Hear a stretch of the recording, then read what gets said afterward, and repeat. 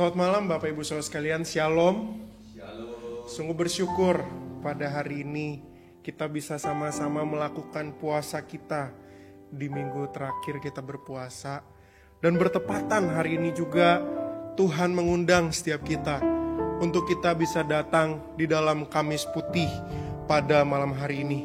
Bapak Ibu Saudara sekalian, ibadah Kamis Putih malam hari ini kita akan sama-sama lakukan dengan sikap yang hikmat.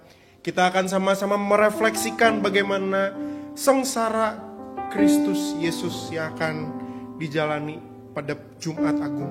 Nah Bapak Ibu Saudara sekalian, sebelum kita sama-sama memulai ibadah Kamis Putih kita pada malam hari ini, mari kita sama-sama menundukkan hati pikiran kita. Mari kita sama-sama berdoa, memohon Tuhan menolong.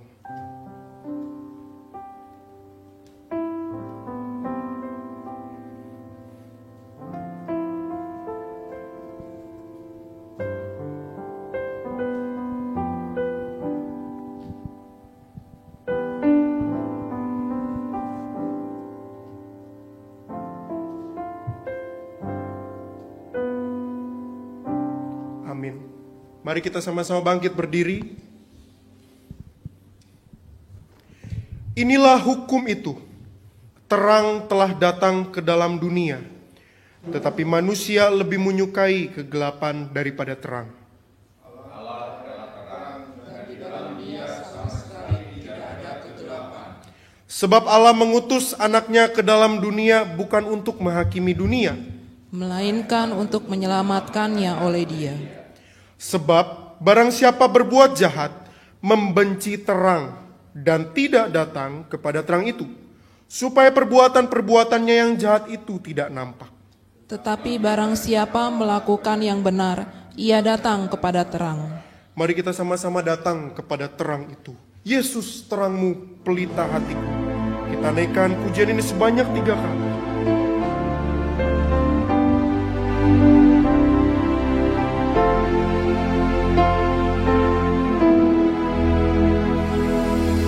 Yesus terangmu, pelita hatiku, jangan kegelapan menguasaiku.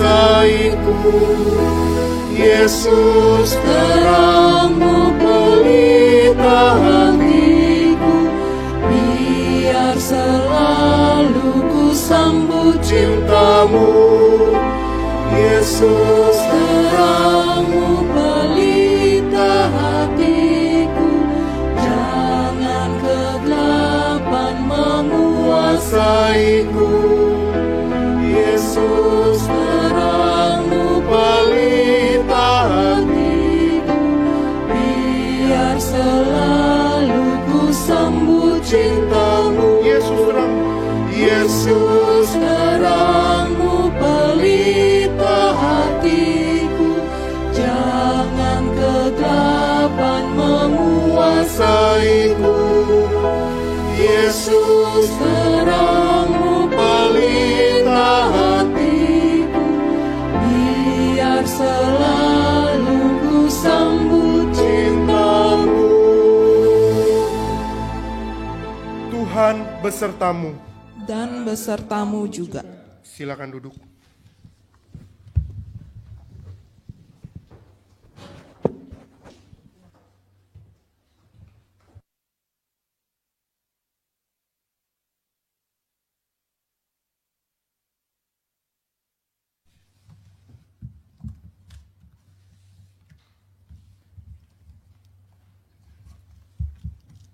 Mari kita berdoa sebelum kita membaca dan merenungkan firman Tuhan. 我们还没有读经听到之前，我们先祷告。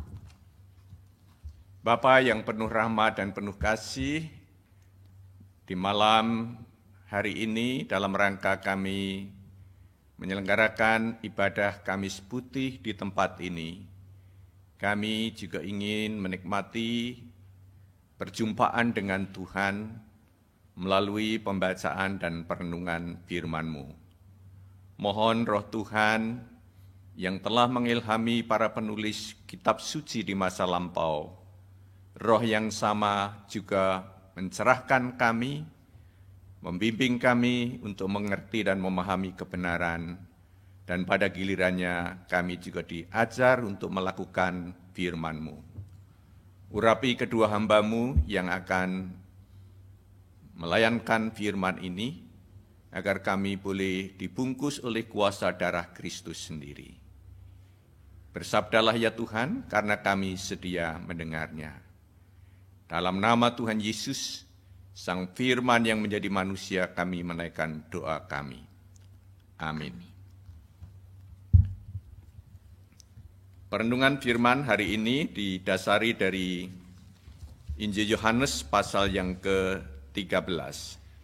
今天我们要思想的主题呢，就是在约翰福音第11章、约翰福音第13章。 Yohanes pasal 13, saya akan membaca beberapa ayat di dalam perikop ini. 我将读几节的经文。 Ayat pertama dan kedua dikatakan demikian. Sementara itu sebelum hari raya Paskah mulai, Yesus telah tahu bahwa saatnya sudah tiba untuk beralih dari dunia ini kepada Bapa. Sama seperti Ia senantiasa mengasihi murid-muridnya, demikianlah sekarang Ia mengasihi mereka sampai kepada kesudahannya. Mereka sedang makan bersama, dan iblis telah membisikkan rencana jahat dalam hati Yudas Iskariot, anak Simon, untuk mengkhianati Dia. Ayat 12-17. 12节到17节。 Sesudah Ia membasuh kaki murid-muridnya, Ia mengenakan pakaiannya dan kembali ke tempatnya. Lalu Ia berkata kepada mereka, "Mengertikah kamu apa yang telah kuperbuat kepadamu? Kamu menyebut aku guru dan Tuhan, dan katamu itu tepat, tetapi memang akulah guru dan Tuhan. Jadi jikalau aku membasuh kakimu, aku yang adalah Tuhan dan gurumu, maka kamu pun wajib saling membasuh kakimu. Sebab aku telah memberikan suatu teladan kepada kamu, supaya kamu juga berbuat sama seperti yang telah kuperbuat kepadamu. Aku berkata kepadamu, sesungguhnya seorang hamba tidaklah lebih tinggi daripada tuannya, ataupun seorang utusan daripada dia yang mengutusnya. Jikalau kamu tahu semuanya ini, maka berbahagialah kamu jika kamu melakukannya." Ayat 35. 35节。 Dengan demikian, semua orang akan tahu bahwa kamu adalah murid-muridku, yaitu jikalau kamu saling mengasihi. Demikian pembacaan firman Tuhan, berbahagialah setiap kita yang mendengar, memelihara dan melakukannya. 这是耶稣基督的福音，凡听了并存在心里，而行在生活上的人有福了。 Saudara-saudara yang dikasihi oleh Tuhan, 亲爱的弟兄姐妹们， kita berada di dalam rangkaian panjang masa raya Paskah. 我们在这个一连串大灾期间呢，到最后要庆祝复活节。 Jadi rangkaian masa raya Paskah itu kalau ditelusuri itu sebenarnya memakan waktu yang cukup lama, kurang lebih hampir 100 hari. 在这个大灾期间呢，是一个很长的日子，大约是3个月。 Dari kurang lebih 100 hari itu dibagi menjadi 3 periode. 在100天里面呢，我们分成3段。 Periode pertama disebut sebagai minggu-minggu Prapaskah. 第一阶段呢，我们称为大灾期。 Dan minggu Prapaskah itu dimulai tepatnya pada Rabu Abu, sebagaimana yang sudah kita selenggarakan ibadahnya. 是从圣灰节那天开始算起， Kemudian secara berturut-turut selama 6 minggu dan puncaknya sampai hari Sabtu menjelang peringatan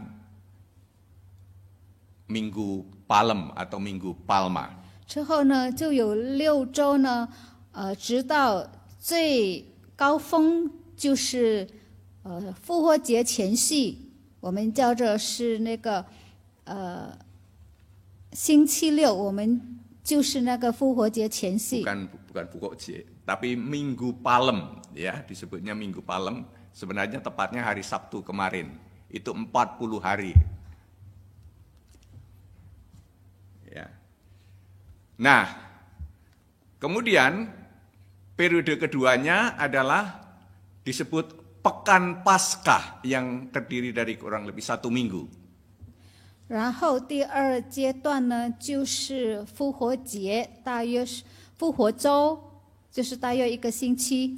Nah, itu dimulai dari Minggu Palem yang dilakukan hari Minggu sebelum Tuhan Yesus disalibkan. 被称为是棕树节，是受难节前1周。 Yang juga dikenal sebagai Minggu Prapaskah yang ke-6. 也就是大灾期的第6周。 Dan kemudian dalam 1 pekan itu ada beberapa momen, Minggu Palem, kemudian Kamis Putih, kemudian Jumat Agung, kemudian Sabtu Sunyi, dan kemudian Hari Raya Paskah. 在这期间呢，我们就分为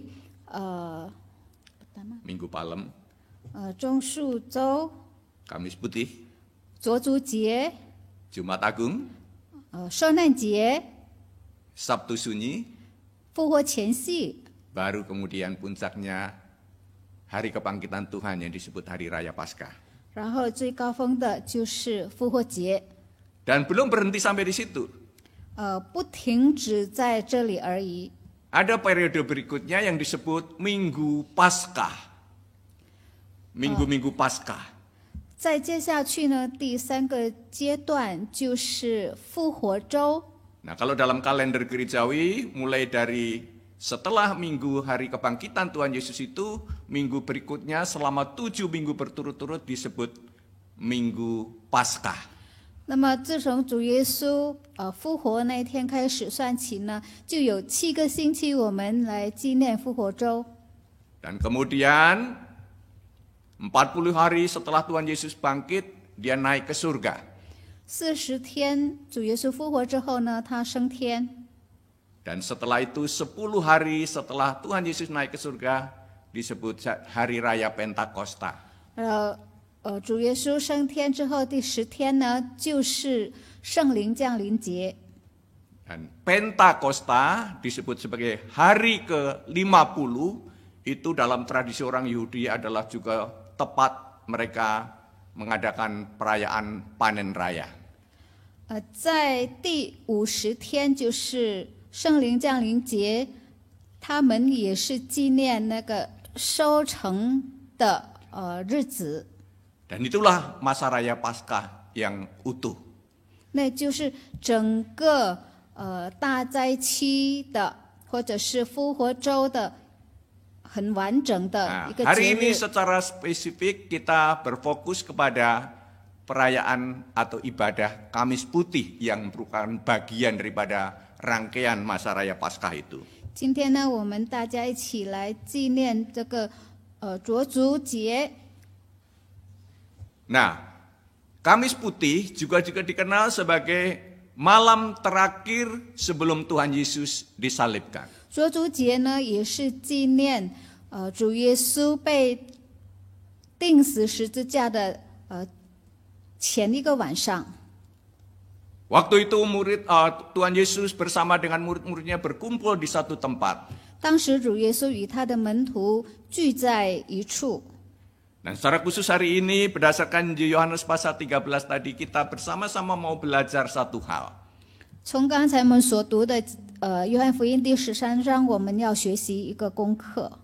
Di sana kalau dalam liturgi GKI diberikan tema kerendahan hati dan ketaatan.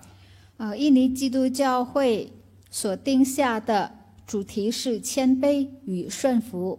Nah, beberapa ayat tadi kita akan merenungkan secara singkat 3 hal. 从刚才所读的这段经文，我们要简短的来思想三个要点。 Poin yang pertama, kita diajak untuk belajar mengasihi secara tulus dan tuntas. 第一点呢，就是我们要学习以诚心的去爱别人。 Di sana di dalam ayat pertama bagian B, Tuhan Yesus dikatakan sama seperti Ia senantiasa mengasihi murid-muridnya, demikianlah sekarang Ia mengasihi mereka sampai kepada kesudahannya. 第一节的下半节，他既然爱世间属自己的人，就爱他们到底。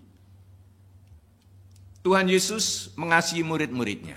主耶稣爱他的门徒， Tuhan Yesus mengasihi semua manusia. 主耶稣爱全世界的人类， Kasihnya adalah kasih yang sempurna. 他的爱是完全的， Kasihnya tidak membeda-bedakan. 他的爱是不欺世的爱， Kasihnya juga tidak bersyarat. 他的爱也是无条件的。 Kasih yang diberikan oleh Tuhan Yesus adalah kasih agape, kasih yang sempurna.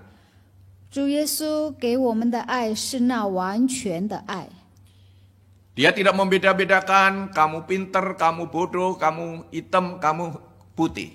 他并不挑选你是什么肤色，你是聪明还是愚笨。 Pada waktu itu Tuhan Yesus tahu persis bahwa salah satu muridnya yang bernama Yudas Iskariot bakal mengkhianati dia. 当时主耶稣已经知道他的一个门徒呢，就是加略人犹大呢，他将要叛逆主。 Tapi Tuhan Yesus tidak menurunkan nilai daripada kasih yang sempurna itu. 但是呢，主耶稣不因此而把他那个完全的爱降 Sampai 低。 detik itu, bahkan sampai puncaknya di kayu salib, dia membuktikan kasih yang sejatinya. 直到顶峰，就是他上哥哥他山上的时候，他也不减少他那完全的爱。 Walaupun salah satu muridnya bakal mengkhianati. 虽然他其中一位门徒要背叛他， Walaupun Tuhan Yesus juga tahu bahwa salah satu muridnya bakal menyangkal bahwa dia bukan murid Tuhan. 主耶稣也清楚知道，他其中一位门徒呢，将要否认他。 Tetapi kasih Tuhan tetap berlaku untuk mereka. 但是神的爱，主的爱，仍然的给他们。 Ketika Tuhan Yesus membasuh kaki murid-muridnya, 当主耶稣替门徒洗脚， seluruhnya dibasuh. 他全部的门徒都被主洗脚， Tidak terkecuali termasuk Yudas Iskariot. 犹大呢也是包括在内。 Dia tidak lewatin begitu saja, tapi semua satu persatu diperlakukan sama rata. 他没有约过犹大，但是每一位门徒，他都一个一个的替他们洗脚。 Itulah kasih Tuhan yang diajarkan kepada murid-muridnya dan juga kepada kita. 这就是主耶稣的爱，他教导他的门徒们，也教导我们大家。 Hal yang kedua, 第二， Tuhan Yesus juga memberikan contoh melayani secara tuntas. 主耶稣也给了我们一个榜样，就是诚心的去服侍。 Dia tidak setengah-setengah di dalam menjalankan panggilan dari Bapa untuk melayani dunia ini. 他并没有做事情，并没有半途而废，就是把上帝天父交给他的工作，他做完做好。 Dia adalah guru, dia adalah Tuhan. 他是夫子，他是神， Dia adalah pencipta dan pemilik alam semesta ini. 他是创造者，他是拥有宇宙万物的主。 Tetapi hari itu dia membuktikan pelayanan yang dijalani dengan rendah hati. 但是那一天，他谦卑自己，去服侍他的门徒。 Pekerjaan membasuh kaki itu biasanya dilakukan oleh orang yang disebut budak atau pelayan. 通常呢，洗脚的工作是由仆人或者是奴仆去做的。 Dalam tradisi orang Yahudi biasanya kalau ada sebuah acara pesta, perjamuan, tamu-tamu datang dan ada seorang pelayan yang di depan pintu siap untuk membasuh kaki para tamu itu. 在犹太人的传统呢，如果他们有筵席的时候呢，那些客人他们来的时候，就有仆人去迎接他们，替他们洗脚。 Nah, rombongan Tuhan Yesus ini tidak ada yang menyambut, tidak ada yang melakukan tugas itu. 但是主耶稣和门徒呢，他们这一群人呢，并没有仆人去迎接他们。 Setelah mereka dijamu oleh Tuhan dalam perjamuan malam terakhir itu, 但是当他们吃完那个耶稣所设的那个筵席之后， rupanya mereka baru ngeh bahwa kaki mereka masih kotor. 他们才意识到自己的脚还肮脏。 Mungkin di antara mereka satu sama lain sedang berbisik, bau kaki siapa yang paling bau di situ. 可能他们之间呢，在议论谁的脚有臭味， Apalagi mereka sepanjang hari menempuh perjalanan kaki yang jauh. 而且呢，他们是一整天了，走路。 Banyak debu masih nempel di sana, banyak lumpur yang juga masih melekat di kaki mereka. 可能他们的脚带有灰尘啊，或者是泥土。 Dan mereka saling berbisik, kenapa tidak ada pelayan yang membasuh kaki kita tadi? 他们都私下彼此说呀，为什么在门口没有仆人来迎接我们呢？ Mungkin ada di antara mereka yang sambil menutup hidung karena kaki temannya atau kakinya sendiri yang bau tidak nyaman itu. 可能有一些门徒呢，他们就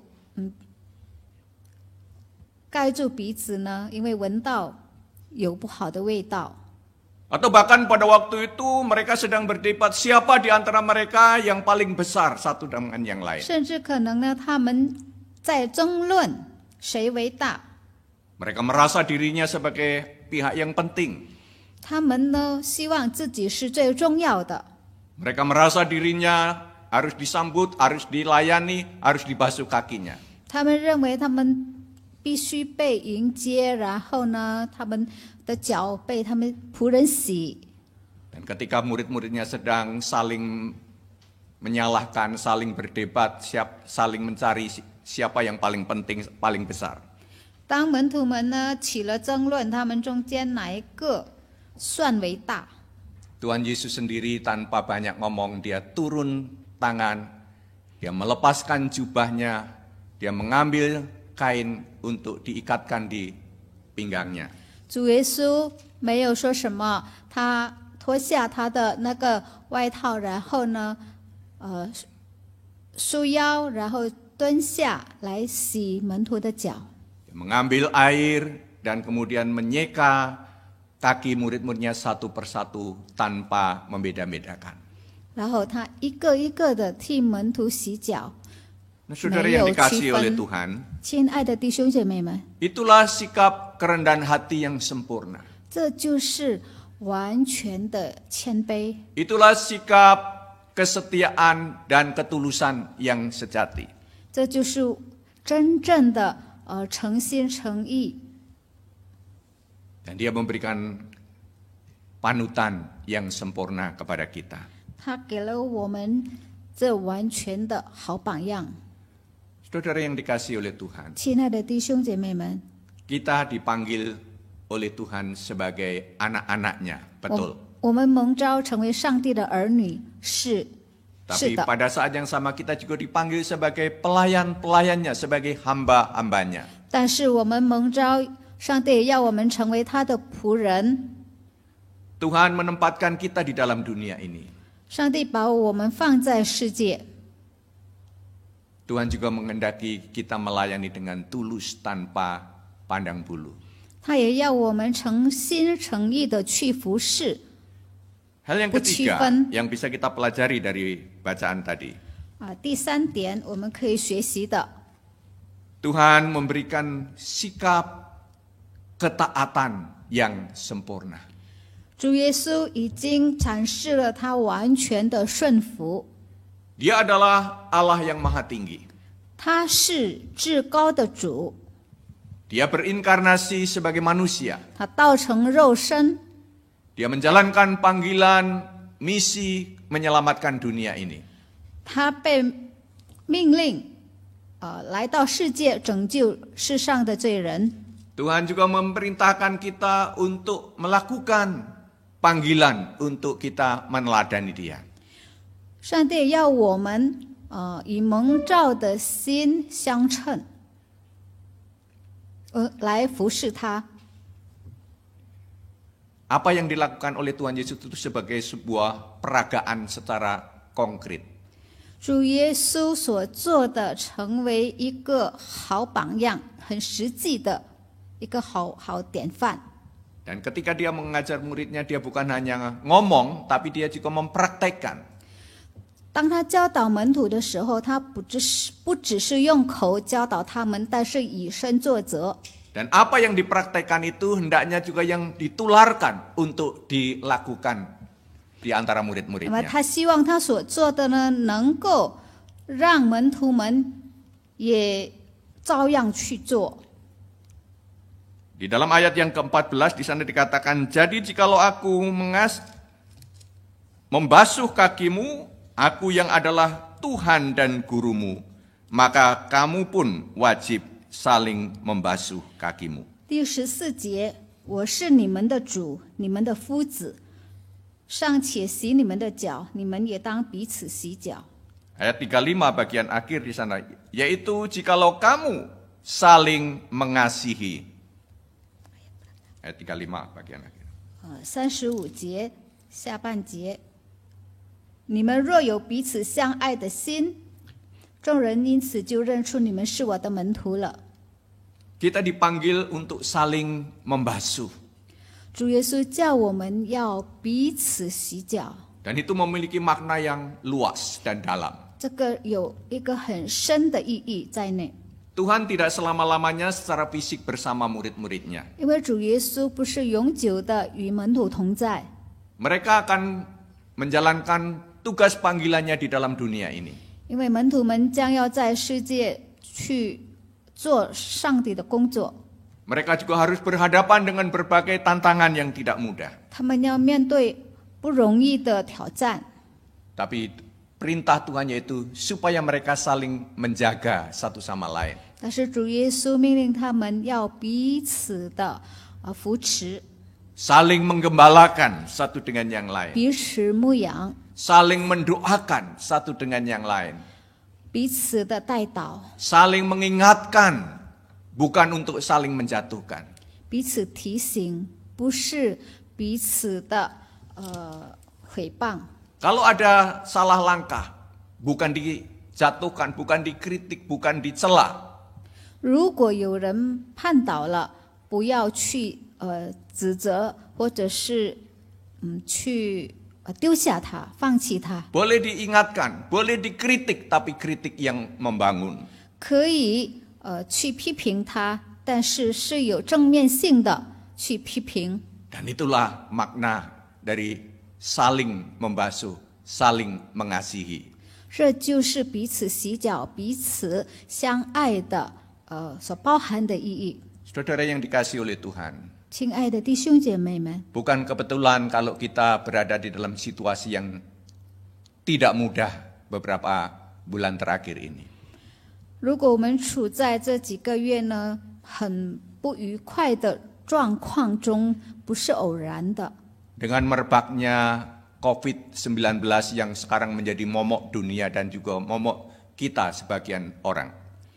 因为这个新冠病毒的爆发呢，使我们都成为我们大家的一个阴影。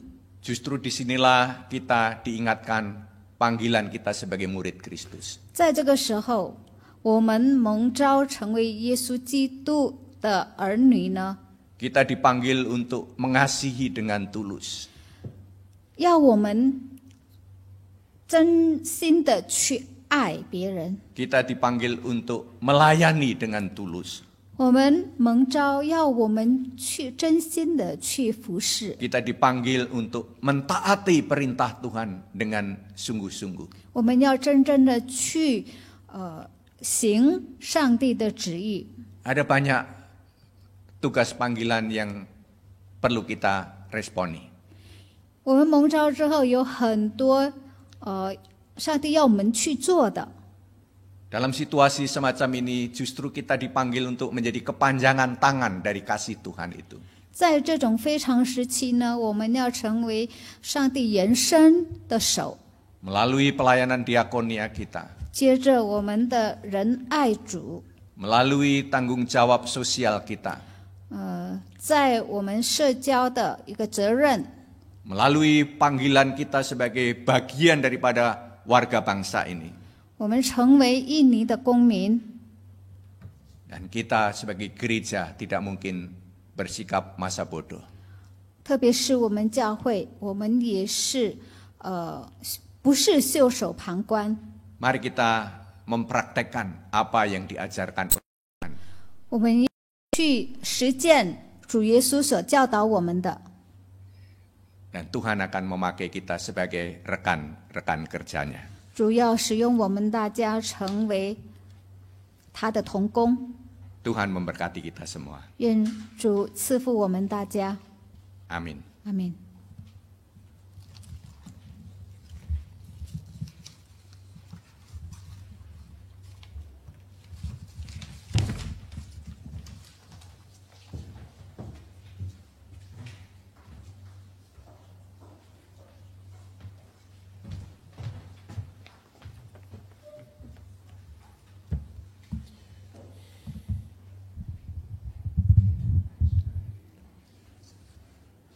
Bersyukur firman Tuhan boleh disampaikan. Sekarang kita sama-sama akan memasuki satu bagian perenungan sengsara Kristus. Bapak Ibu Saudara sekalian, di rumah, di tempat Bapak Ibu Saudara sekalian ada, saya mengajak Bapak Ibu Saudara sekalian untuk sama-sama meredupkan lampu, mematikan lampu-lampu yang ada. Kita akan sama-sama memasuki masa perenungan sengsara Kristus dengan beberapa narasi yang akan dibacakan. Mari kita sama-sama perhatikan. Pada kesempatan ini kita kembali diajak untuk menapaki perjalanan sengsara yang akan Tuhan Yesus lakukan untuk menebus umat manusia, untuk menebus kita. Mari kita mengenang pengorbanannya yang telah dikhianati, ditangkap, diserahkan ke tangan-tangan yang berdosa, dan disalibkan bagi kita. Sementara itu, sebelum hari raya Paskah mulai, Yesus telah tahu bahwa saatnya sudah tiba untuk beralih dari dunia ini kepada Bapa. Sama seperti Ia senantiasa mengasihi murid-muridnya, demikianlah sekarang Ia mengasihi mereka sampai kepada kesudahannya. Mereka sedang makan bersama, dan iblis telah membisikkan rencana dalam hati Yudas Iskariot, anak Simon, untuk mengkhianati Dia. Lalu bangunlah Yesus dan menanggalkan jubahnya. Ia mengambil sehelai kain lenan dan mengikatkannya pada pinggangnya. Kemudian Ia menuangkan air ke dalam sebuah basi dan mulai membasuh kaki murid-muridnya, lalu menyekanya dengan kain yang terikat pada pinggangnya itu. Maka sampailah Ia kepada Simon Petrus. Kata Petrus kepadanya, "Tuhan, Engkau hendak membasuh kakiku?" Apa yang kuperbuat, engkau tidak tahu sekarang, tetapi engkau akan mengetahuinya kelak. Engkau tidak akan membasuh kakiku sampai selama-lamanya. Jikalau aku tidak membasuh engkau, engkau tidak mendapat bagian di dalam aku. Tuhan, jangan hanya kakiku saja, tanganku juga, dan kepalaku juga. Barang siapa telah mandi, ia tidak usah membasuh diri lagi selain membasuh kakinya, karena ia sudah bersih seluruhnya. Juga kamu sudah bersih, hanya tidak semua. sebab Yesus tahu siapa yang akan menyerahkan Dia. Karena itu Ia berkata, "Tidak semua kamu bersih." Bapak Ibu Saudara sekalian, tidak semua kita bersih. Yudas Iskariot kotor hatinya. Tetapi bukan hanya dia, Petrus juga. Murid-murid lain juga. Begitu juga dengan engkau dan saya. Kita semua kotor. Apakah saudara menyadari bahwa kita bisa menjadi bersih bukan karena kemampuan diri kita sendiri untuk hidup kudus, bukan karena kerohanian kita, melainkan semata-mata hanya karena penyucian dari Kristus. Itulah sebabnya mari kita sama-sama datang kepada Tuhan Yesus. KPPK 286, janganlah kau tinggalkanku. Janganlah kau tinggalkanku, bila ada yang kau panggil, jangan buangku. Yesus, Yesus, dengar doaku. Bila ada yang kau panggil, jangan buangku.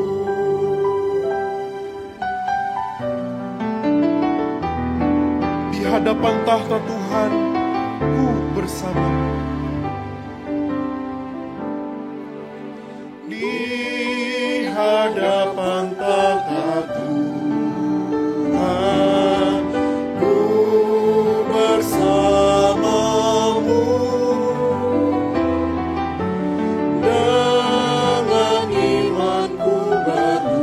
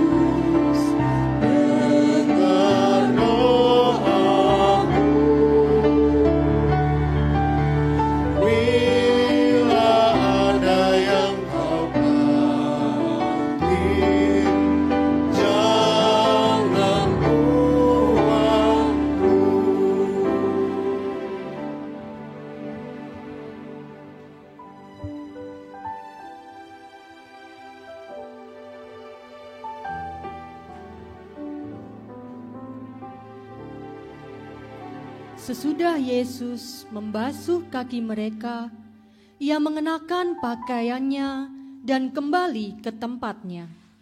Lalu ia berkata kepada mereka, "Mengertikah kamu apa yang telah kuperbuat kepadamu? Kamu menyebut aku guru dan Tuhan, dan katamu itu tepat, sebab memang akulah guru dan Tuhan. Jadi jikalau aku membasuh kakimu, aku yang adalah Tuhan dan gurumu, maka kamu pun wajib saling membasuh kakimu. Sebab aku telah memberikan suatu teladan kepada kamu, supaya kamu juga berbuat sama seperti yang telah kuperbuat kepadamu.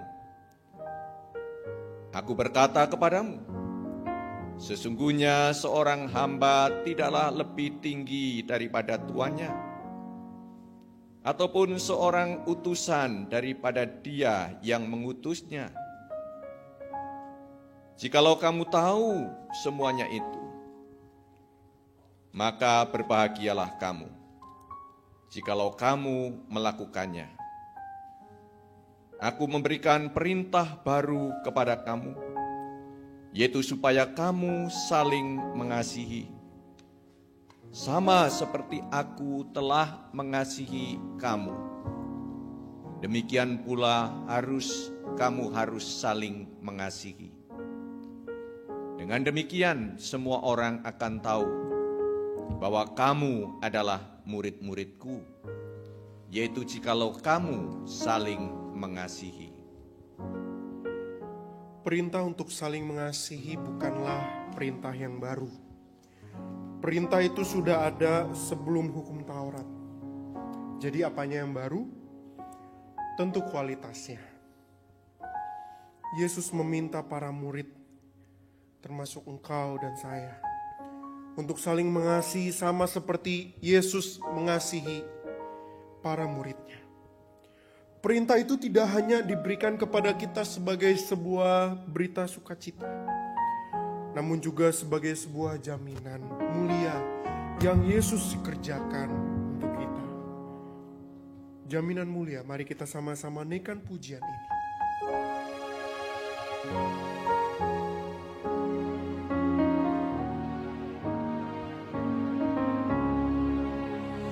Jaminan mulia ku diberi, karena Yesus milikku abadi.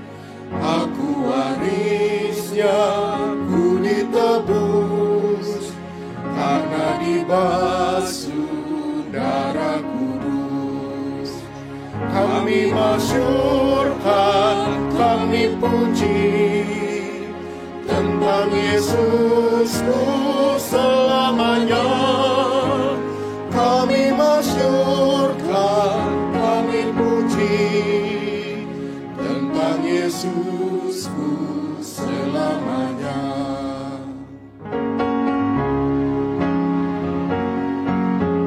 Aku mau taat sepenuhnya, suka surgawi turun melimpah. Aku mau taat sepenuhnya, suka surgawi turun melimpah. Malaikat datang bawa berita, kasih karunia dari Bapa. Katakan bersama, kami masyurkan, kami puji tentang Yesusku selamanya. Kami masyurkan, kami puji tentang Yesusku selamanya. Kami masyurkan, kami puji tentang Yesusku selamanya.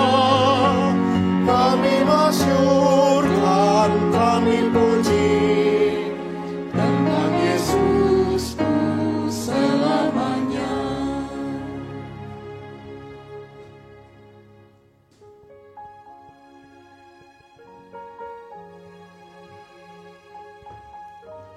Yesus sangat terharu, lalu bersaksi, Aku berkata kepadamu, sesungguhnya seorang di antara kamu akan menyerahkan aku. Murid-murid itu memandang seorang kepada yang lain. Mereka ragu-ragu siapa yang dimaksudkannya. Seorang di antara murid Yesus, yaitu murid yang dikasihinya, bersandar dekat kepadanya di sebelah kanannya. Kepada murid itu, Simon Petrus memberi isyarat dan berkata, Tanyalah siapa yang dimaksudkannya. Tuhan, siapakah itu? Dialah itu yang kepadanya aku akan memberikan roti sesudah aku mencelupkannya.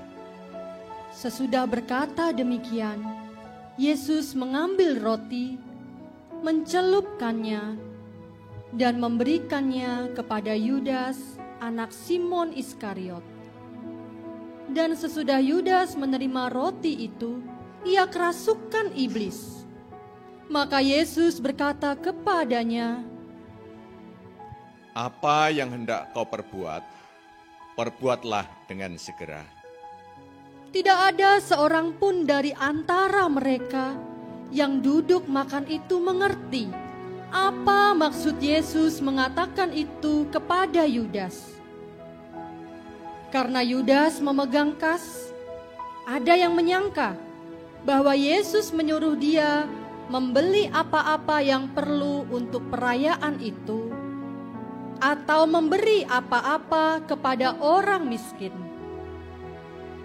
Yudas menerima roti itu, lalu segera pergi. Pada waktu itu, hari sudah malam.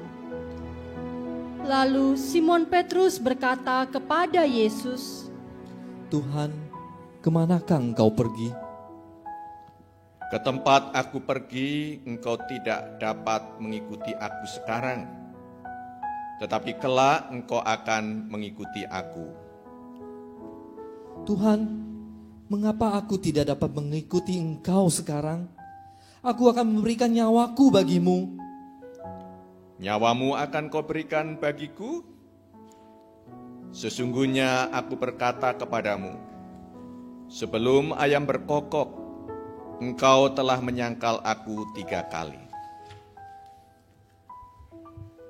Kegelapan kadang juga bisa datang masuk dalam diri kita.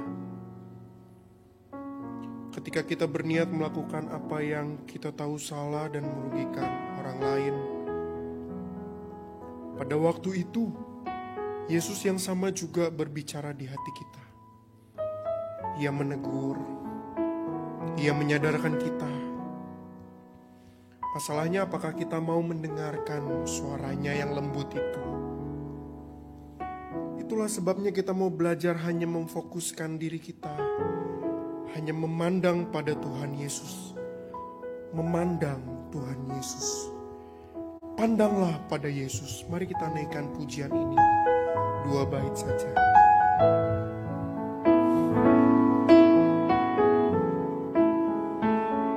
Lelah dan susahkan jiwa. Lelah dan susahkan jiwamu, serta gelap gulitakan. Pandanglah terang juru selamat. Pandanglah terang juru selamatmu, hidupmu kan bahagia. Pandanglah pada Yesus. Pandanglah pada Yesus, pandanglah wajah mulianya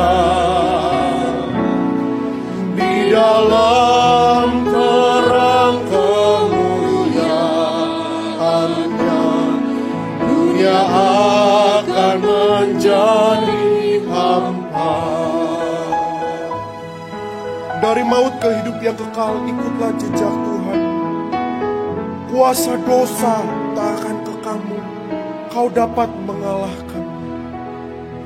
Terima kehidup yang kekal, ikutlah jejak Tuhanmu. Kuasa dosa takkan kekalmu, kau dapat mengalahkannya. Dengan kesungguhan hati mari kita sama-sama katakan. Pandanglah pada Yesus, pandanglah wajah mulianya, Di dalam terang kemuliaannya, di dalam terang kemuliaannya, dunia akan menjadi hampa. pandanglah pada Yesus. Pandanglah pada Yesus, pandanglah wajah mulianya, di dalam terang kemuliaannya, dunia akan menjadi hampa.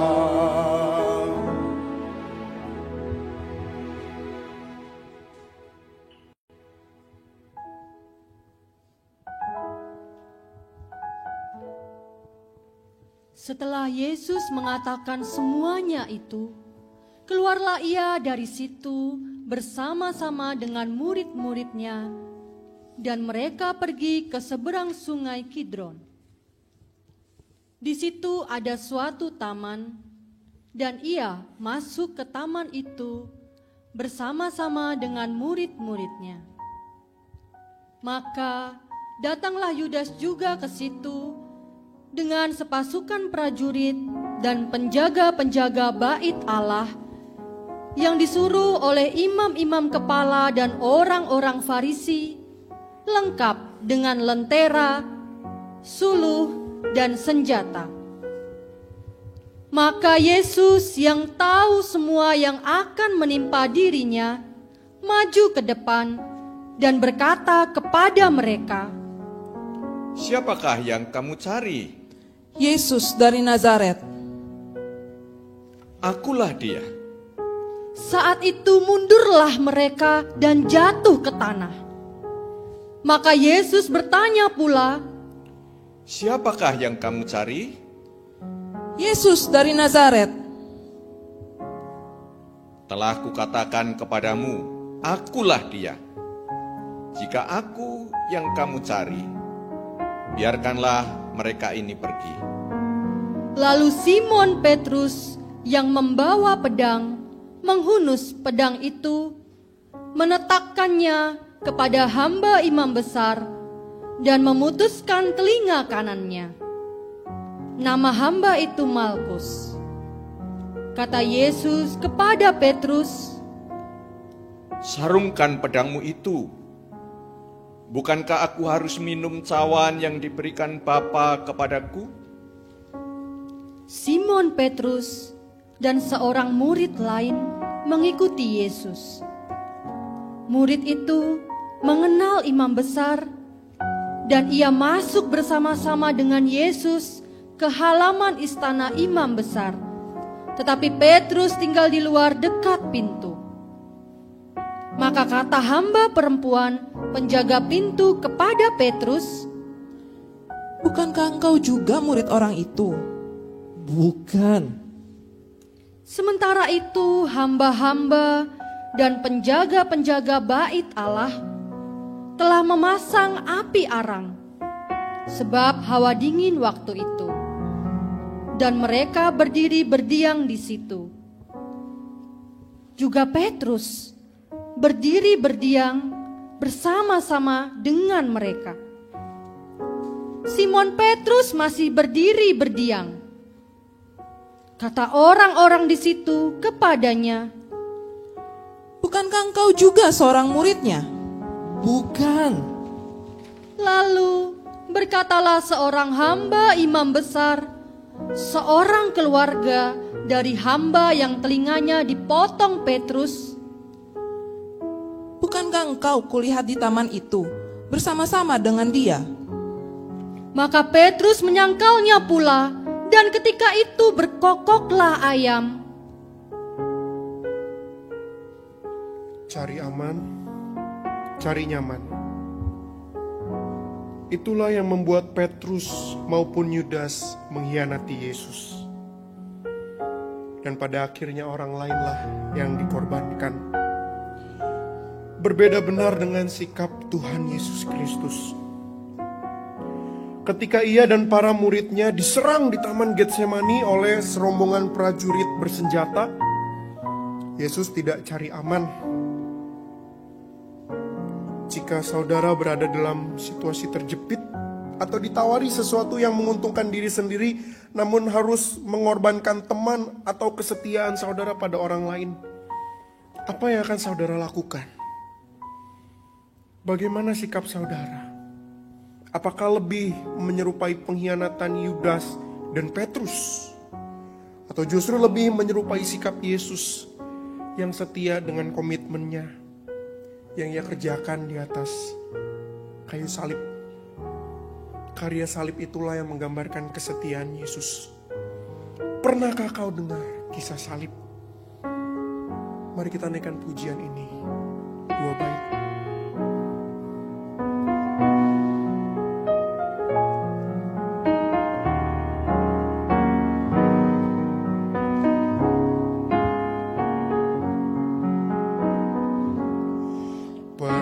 Kau dengar kisah salib, ya mati gantimu, darahnya mengalir rusuknya untuk menebusmu. Yesus menderita bagimu dan mati gantimu.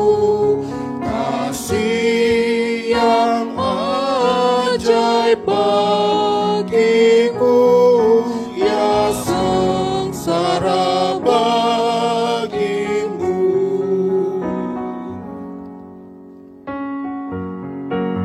Pernah kau lihat kepalanya bermahkota dua, dia sengsara bagimu. Pernah kau lihat kepalanya bermahkota duri, mereka kata yang dibuatnya, ampunilah ya Bapa. Yesus menderita bagimu dan mati gantimu. Kasih yang ajaib bagimu, ya sengsara bagimu.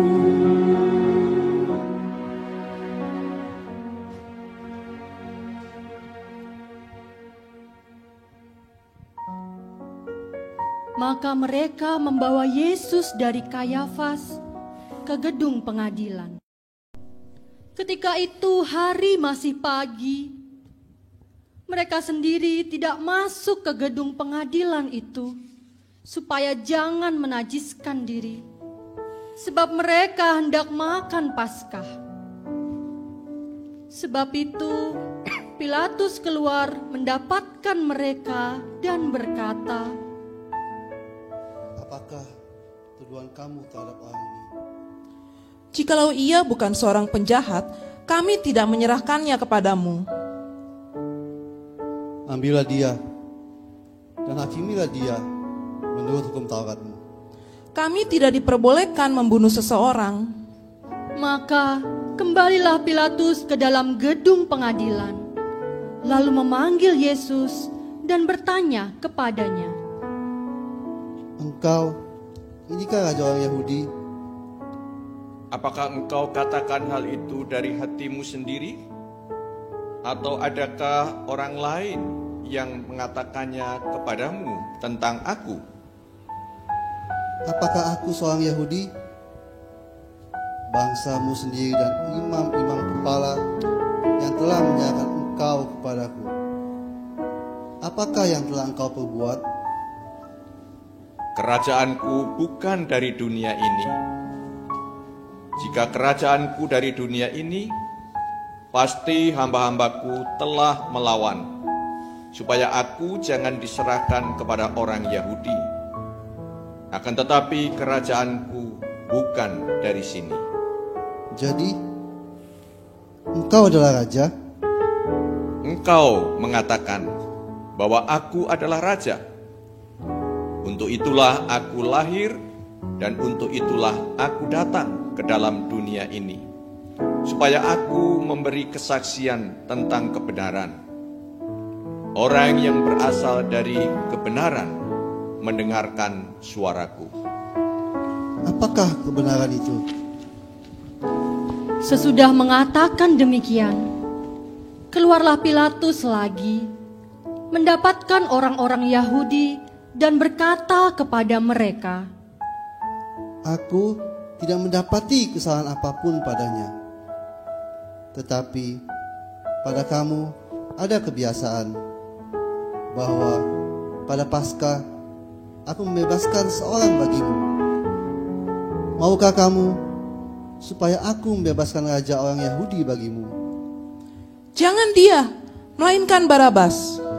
Barabas adalah seorang penyamun. Lalu Pilatus mengambil Yesus dan menyuruh orang menyesah dia.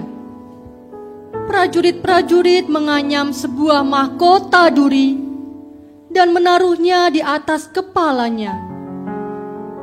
Mereka memakaikan dia jubah ungu, dan sambil maju ke depan, mereka berkata, "Salam, hai Raja orang Yahudi." Lalu mereka menampar mukanya. Pilatus keluar lagi dan berkata kepada mereka, Lihatlah, aku membawa dia keluar kepada kamu, supaya kamu tahu bahwa aku tidak mendapati kesalahan apapun padanya. Lalu Yesus keluar, bermahkota duri dan berjubah ungu. Maka kata Pilatus kepada mereka, Lihatlah manusia itu. ketika imam-imam kepala dan penjaga-penjaga itu melihat dia, berteriaklah mereka, "Salibkan dia, salibkan dia." Ambil dia dan salibkan dia, sebab aku tidak mendapati kesalahan apapun padanya. Bapak Ibu Saudara sekalian, Pilatus tahu apa yang benar, yaitu melepaskan orang yang benar dari hukuman. Tetapi yang sulit bagi Pilatus adalah menjalankan kebenaran. Pilatus sulit menegakkan kebenaran dengan segala konsekuensinya. Hanya orang yang teguh yang melakukan apa yang benar, membela orang yang benar. Memang kadang harus menempuh jalan yang sepi, memang terkadang harus melawan arus, memang terkadang jalannya tidak mudah. Tetapi itulah jalan yang Tuhan inginkan kita lalui. Dan Tuhan Yesus pun menuntun kita melewati jalan itu. Ia sebagai gembala kita, Dialah yang akan terus menuntun kita, baik itu kepada padang rumput hijau maupun ke dalam lembah kekelaman. Tuhan adalah gembalaku. Mari kita naikkan pujian ini dengan sungguh-sungguh di hadapan Tuhan.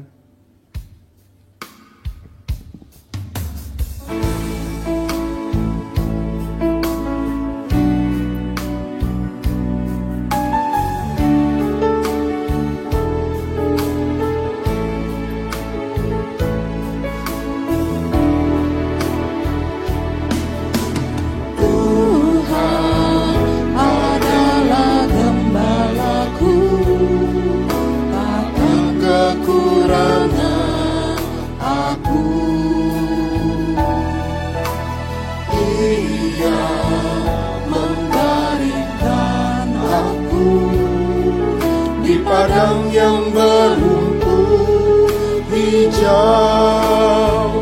Ia membimbingku ke air yang tenang. Ia menyegarkan jiwaku. Ia menuntunku di jalan yang benar. Oleh karena namanya, sekalipun aku berjalan dalam lembah kekelaman.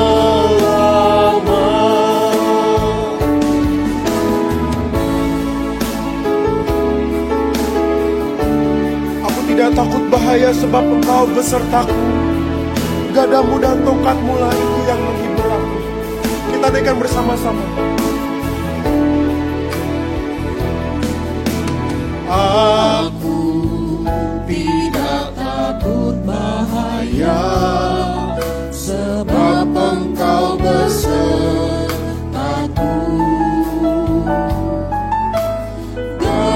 Gadamu dan tongkatmu, itulah yang menghibur aku. Ia membimbingku ke air yang tenang. Ia menyegarkan jiwaku. Ia menuntunku di jalan yang benar. Oleh karena namanya, sekalipun aku berjalan dalam lembah kekelaman, Dan aku pun akan berdiam. akan berdiam dalam rumah Tuhan sepanjang masa.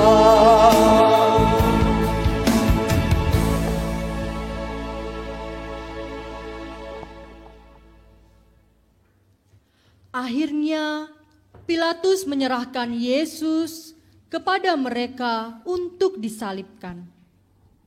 Mereka menerima Yesus. Sambil memikul salibnya, ia pergi keluar ke tempat yang bernama tempat tengkorak, dalam bahasa Ibrani Golgota.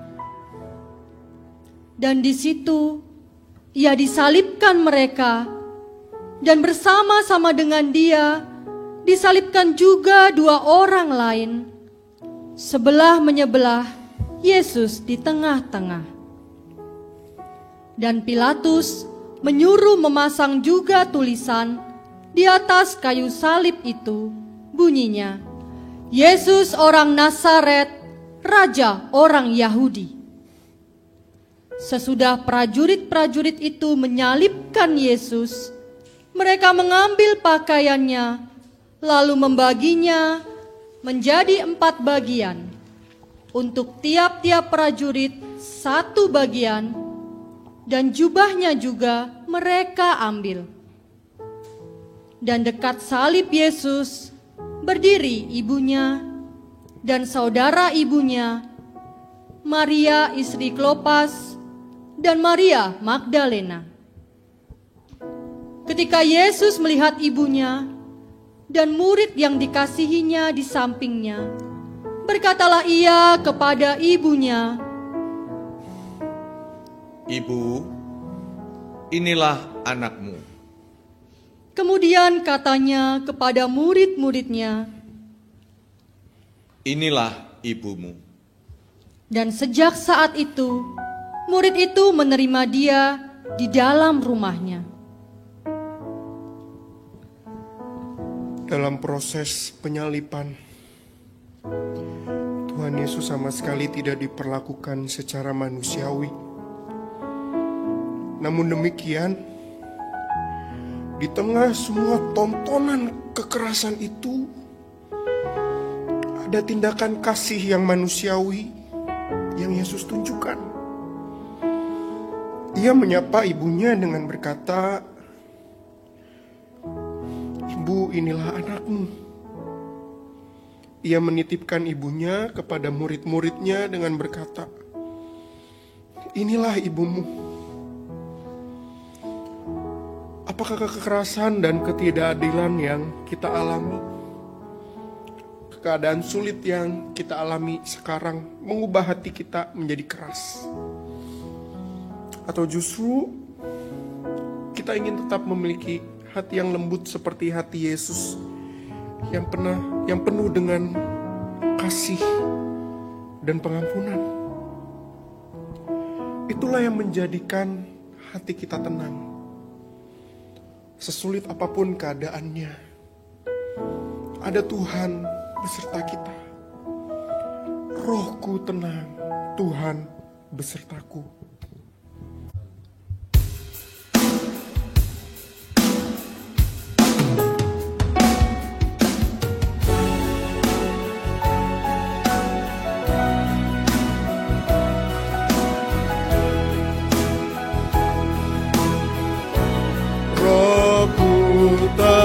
Tenang, Tuhan besertaku. Salib susah, sabarku mengikut. Kau bersandar karena pimpinmu, hanyalah Dia yang sungguh setia. Rohku tenang, ya sobatku yang baik, jalan berburi pun ku lewati.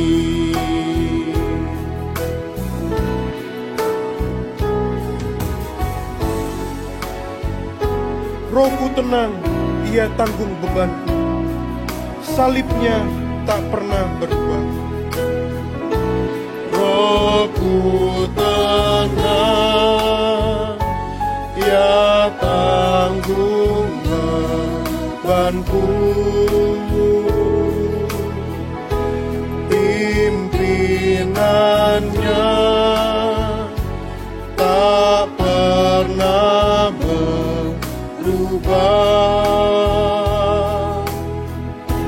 Jangan biarkan imanmu bergoncang. Yang utama kelak pasti terang. Rohku tenang, badai pun tak hati-hati. Ombak dahsyat sekejap tenang.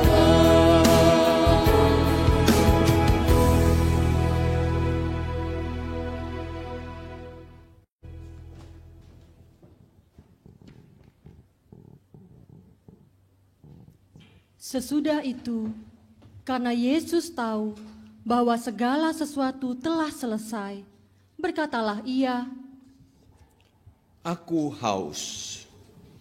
"Di situ ada suatu bekas penuh anggur asam."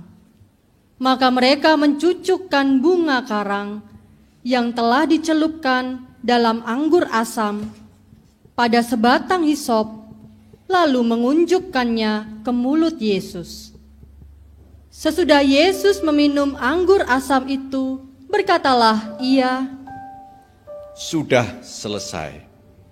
lalu Ia menundukkan kepalanya, dan menyerahkan nyawanya.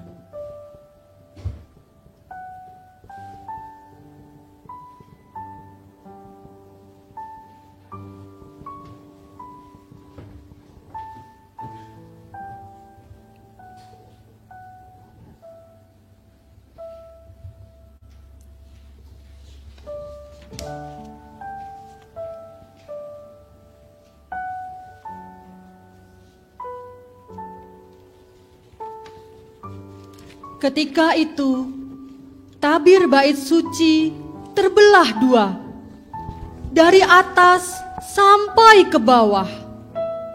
Waktu kepala pasukan yang berdiri berhadapan dengan dia melihat matinya demikian, berkatalah ia, "Sungguh orang ini adalah anak Allah."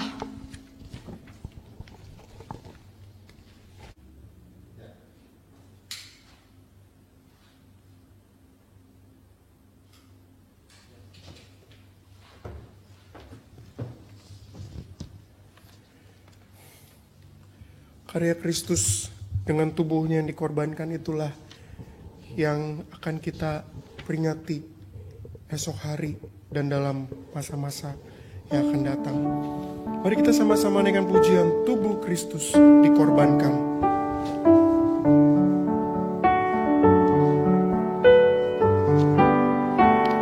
Dan setelah ini penutup akan dipimpin oleh Pendeta Matius. Tubuh Kristus dikorbankan, dinyatakan dengan roti, darahnya pun selamatkanku, dinyatakan dengan umat Kristus menerimanya, disatukan dengan kasih, satu cawan perjamuan, satu tubuh di dalamnya.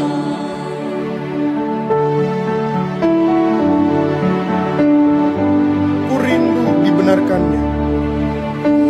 Rindu dibenarkannya, penebusannya lengkaplah, dan ku rindu diselamatkan, selamanya dia lengkap kasihnya.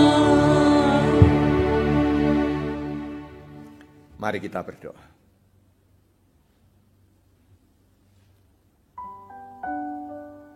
Kiranya kasih Yesus Kristus yang demi kita telah taat sampai mati, bahkan sampai mati di kayu salib, yang kita peringati di Kamis Putih hari ini,